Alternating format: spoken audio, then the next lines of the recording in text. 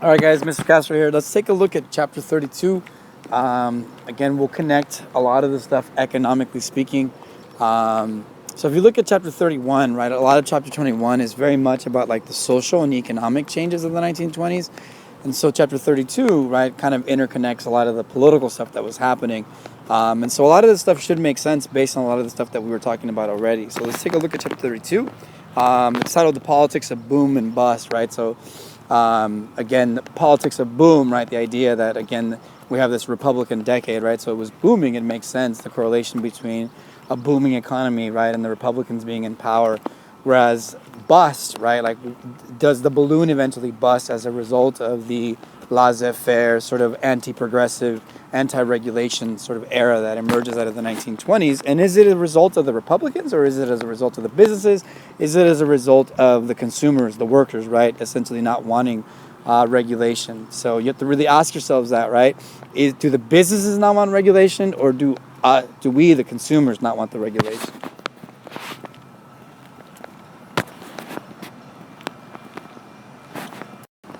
So, 1920 saw three Republican presidents. The first one is Warren G. Harding. The second one is Calvin Coolidge, and the third is Herbert Hoover. So Warren G. Harding, he runs for president in 1920, and he wins the nomination for the Republican Party. His campaign slogan is that he wants to return the United States to normalcy. So he wants to return them to an era of like some of the old values of the United States. And so that's his campaign slogan. He promises that he wants to try to make America a lot more of what it was. And so again, when we hear those things, right, you have to really ask yourselves, like, what does that mean? From a political standpoint, the 1920s also are called the death of progressivism, right? So again, hopefully that makes sense, right? Progressivism, essentially, right, asking government to get involved. But again, when the economy is doing well, okay, you can make the argument that nobody wants the government to get involved because the economy is doing well. So again, the easiest way to think of it, right, is I keep giving you guys that example of the child and the balloon.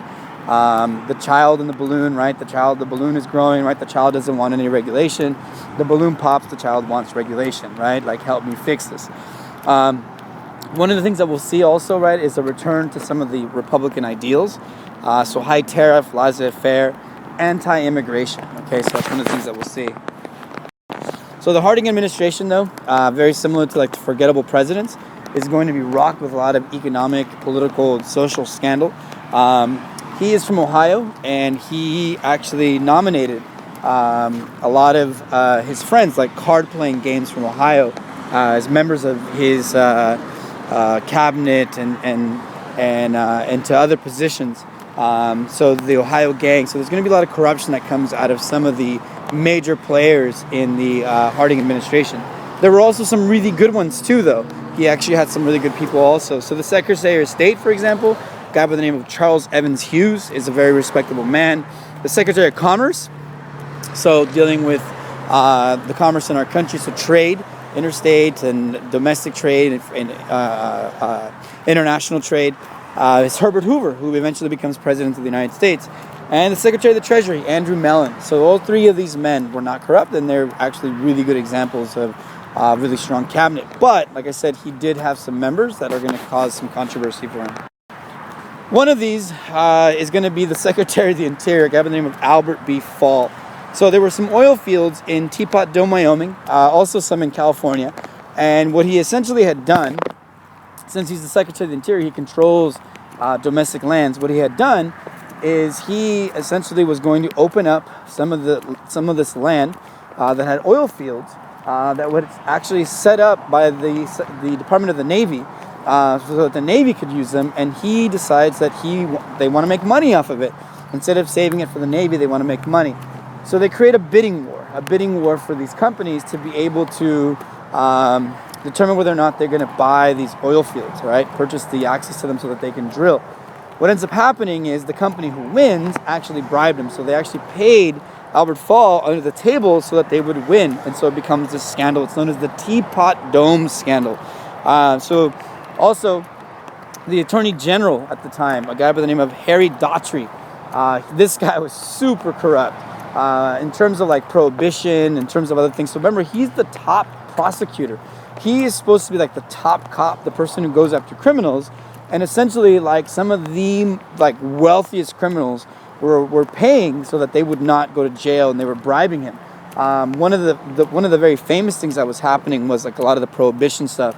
So a lot of people who had money, they were going unpunished because they were breaking both the 18th Amendment, and they were essentially very detrimental to the Volstead Act, right? So the Volstead Act was the money that had actually been secured by the federal government to use to go after these criminals.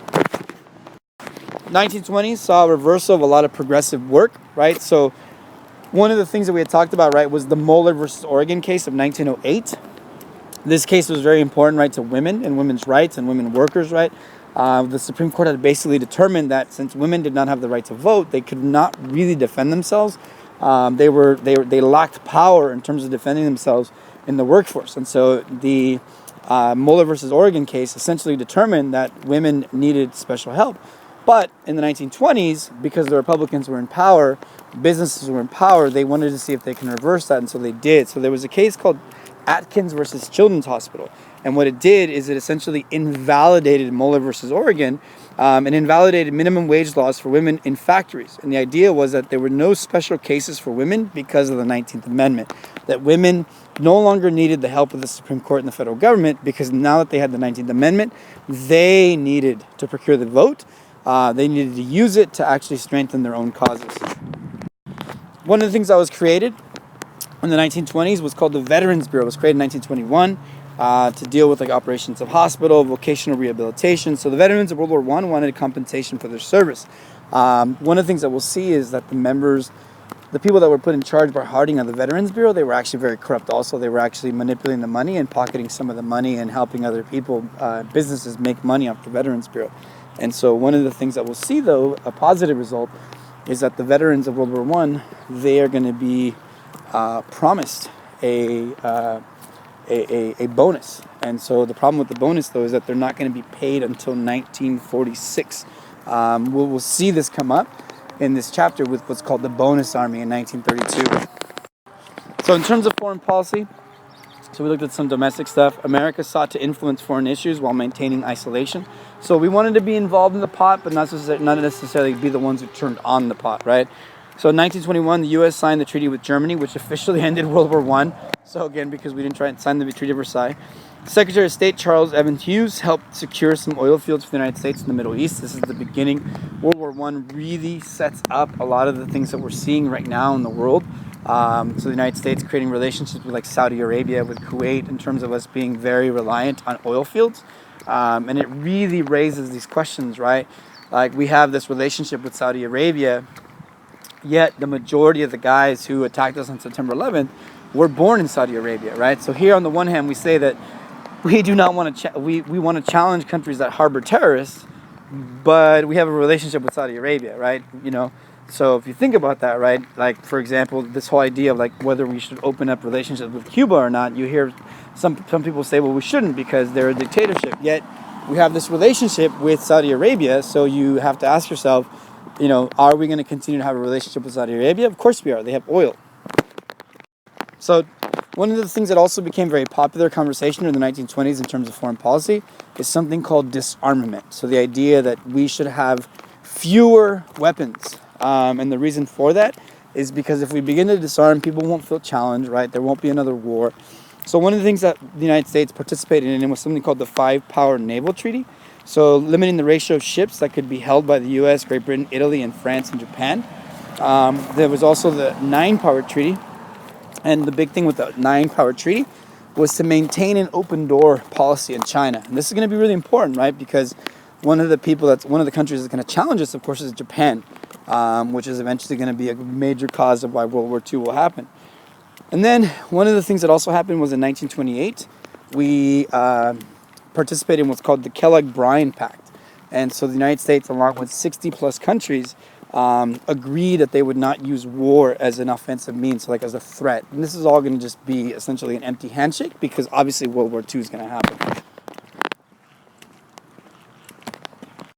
So one of the things that also because we're back in a Republican decade, we want to make sure that we protect domestic companies. We ratified the Fordney-McCumber tariff, which raised the tariff between 27 to 35%, depending on the products. The president was also granted authority to reduce or increase the tariffs, which is really important, right? Because the president now, under this new tariff, had the authority to do it himself instead of Congress. Created problems, though, with other European countries because they were trying to repay their debts from World War I. And then one of the things that we will also see is a reciprocal tariff. Because we raise our tariffs, right? Some of these European countries are going to raise theirs also. All right, so we get to now Silent Cal. So President Warren G. Harding died in San Francisco on August 2nd, 1923 of pneumonia and something called thrombosis. We'll talk a little bit in class about like some of the theories out there in terms of what happened. There's some theories that this all happened because of stress. Some people think that Warren G. Harding's wife somehow poisoned him because there were rumors out there that he had a baby out of wedlock with some woman who was essentially put away and like given money to shut up.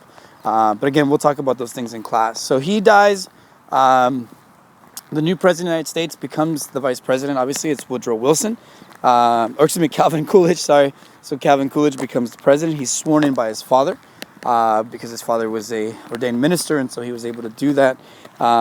Morally clean person, okay, who was not rocked by scandals. And so one of the things that was also very pro-business.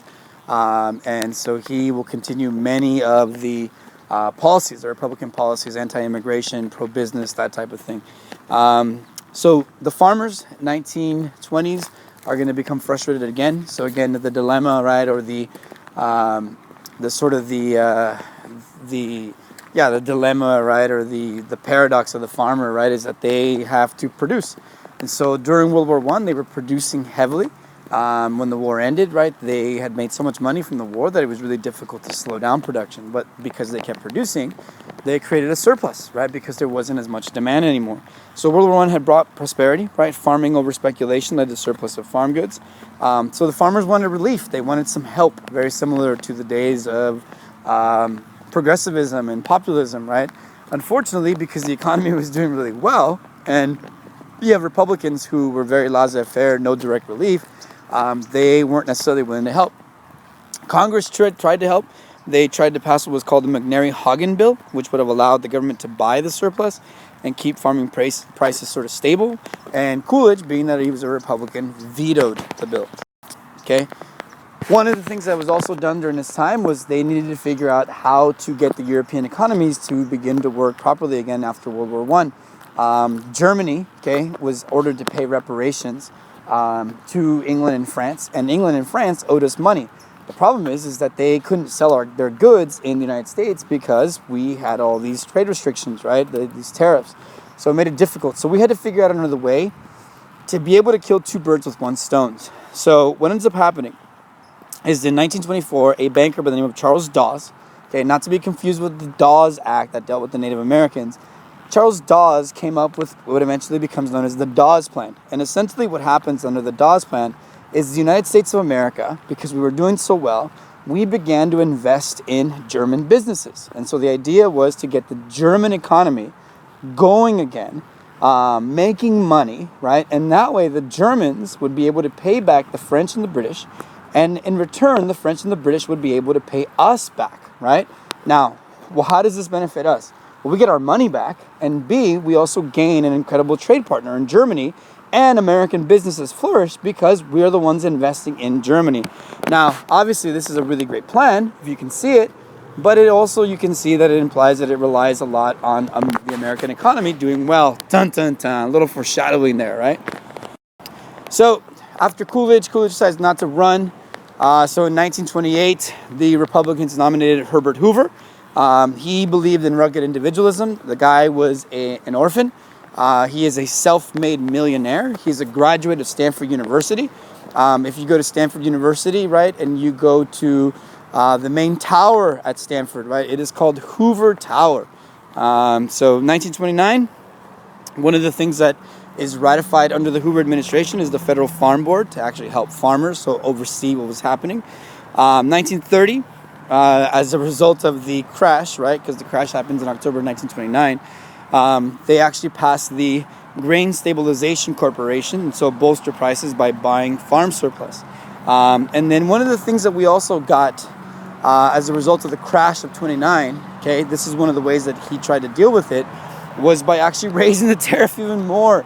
So the Hoover administration passed an incredibly high tariff, 60%, called the Hawley-Smoot tariff. So a lot of what they tried to do, okay, so Hoover takes over, and he, in his campaign stuff, says that there's basically nothing to worry about, that whatever was going well is going to continue to go well. There's no reason to think that it wouldn't keep going. And unfortunately for him, it does, right? Because in October of 1929, as a result of the incredible overspeculation of the 1920s, the incredible gap between the rich and the poor, the incredible amount of debt, the economy came crashing down because of the stock market crash of 1929. And so the way that the Republicans tried to deal with it, either A, it was too late, or B, okay, they tried to deal with it in a way which actually would help business. So Hoover had predicted the end to poverty. And again, October 29th, 1929, the stock market crashed. $40 million in paper value, more than the cost of World War I, was lost. The end of 1930, 4 million Americans jobless. By the end of 1932, 15 million, approximately 25% of those who could work. Over 5,000 banks collapsed in the first 3 years of the Depression alone. So why did this happen? This Great Depression, right? So the overabundance of farm products, right? So the surplus. Drought didn't help. The overabundance of consumer goods, so they were too much, right? So surplus. The overexpansion of credit, okay? The high tariff wasn't helping. And the growing income between those who were rich and those who were poor, right? Because here's the thing. The argument is, right, the Republicans, is that if the rich get richer, right, they will spend more money. Well, here's the thing. If the rich get richer, they don't buy 47 Civics. They go and buy one Ferrari. Well, guess what? One Ferrari is not going to employ hundreds of people. So it's not a matter of like, if the rich get richer, they spend. They don't spend on a lot of things. They spend on a few very valuable things. And so that argument is just, it's such a farce, right? The idea that, again, if the rich get richer, right, that money will trickle down in terms of jobs and everything else, but we don't see that. What we tend to see historically, right, is that as the rich get richer, they buy pants with bigger pockets so that they can save the money in. Now, so again, the growing gap, right, so the purchasing power is just not there. So Hoover received the blame, right? The little homeless areas that were actually created in parks and stuff where people were sleeping became known as Hoovervilles. People couldn't even afford blankets, right? Some of the people that were really poor and desperate. So the newspapers that they were using to cover themselves up were called Hoover blankets. Hoover did not believe in direct relief, right? Again, remember, he believed that it was un-American. He also believed that people should be able to pull themselves up by the bootstraps the way that he did. He voted to withdraw $2.25 billion in projects. So he did begin some public works, trying to create some jobs. Eventually, one of the projects is going to be called the Hoover Dam. He did veto the Muscle Shoals bill, which would actually dam the Tennessee River. It later becomes known under the FDR administration, the Tennessee Valley Authority, and Hoover vetoed it under the assumption that it was too socialist, and we'll talk more about that later. So, 1932, he created the Reconstruction Finance Corporation, and instead of giving aid to people that needed money, who were desperate, the idea was to help bolster the businesses. So the idea, again, was very much like a bailout. So to bail out the businesses by giving them money to get them back on their feet. 1932, we get the Norris LaGuardia Injunction Act. So it outlawed anti-union contracts, so which is really, really good. Forbade federal courts from issuing injunctions. So there was a couple of things that do happen under the Hoover administration that were good. But again, you can make the argument that, unfortunately, he is falsely blamed because this was just a continuation of the lack of regulation. So 1932, the last black eye for Hoover, is the World War I veterans marched on Washington to demand their 1946 bonus. The veterans were shacked up on the national lawn. As Hoover called on troops, the current military troops that were led by future World War II hero Douglas MacArthur, to remove the soldiers by force. There was even a baby who died because of the smoke and everything else. And so the World War II future heroes, okay, removed the World War I heroes from the lawn because they were desperate for money that they had been promised, but not till 1946. And this becomes a major black eye on the Hoover administration. So what we'll see in 1933, of course, is the election of FDR, and then what he does to, quote unquote, save the day.